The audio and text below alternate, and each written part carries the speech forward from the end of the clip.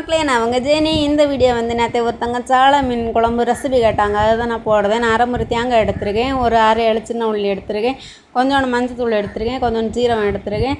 அப்புறம் காரம் நிறைய எடுக்கிறதுனால 2.5 ஸ்பூன் 3 ஸ்பூன் கிட்ட மிளகு எடுத்துருக்கேன். 1/2 ஸ்பூனு கொஞ்சம் கூடுதலாக மல்லித்தூள் எடுத்துருக்கேன்.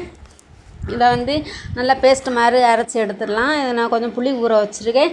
அதை வந்து நல்லா வந்து பிசைஞ்சு அந்த புளிச்சாறு எடுத்து அந்த சட்டியில் ஊற்ற வச்சு இது நான் அரைச்சி தான் எடுப்பேன். அதில் தோடெல்லாம் வரல. அதனால் இப்போது அந்த மசாலா வந்து நல்லா அரைச்சி எடுத்துட்டேன் பேஸ்ட் மாதிரி. இப்போ அந்த புளியில் வந்து அந்த மசாலா ஊற்றிட்டு நம்ம தேவையான அளவு தண்ணி ஊற்றலாம். நம்ம எவ்வளோ குழம்பு வேணுமோ அந்த அளவு நம்ம தண்ணி ஊற்றிடலாம்.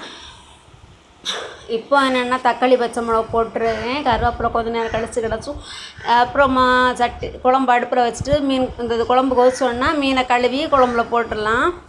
போட்டு உப்பு தேவையான உப்பு போட்டிருக்கேன். ஒரு 20 நிமிஷம் மேலே வேகட்டும். அப்புறமா கருவேப்பிலை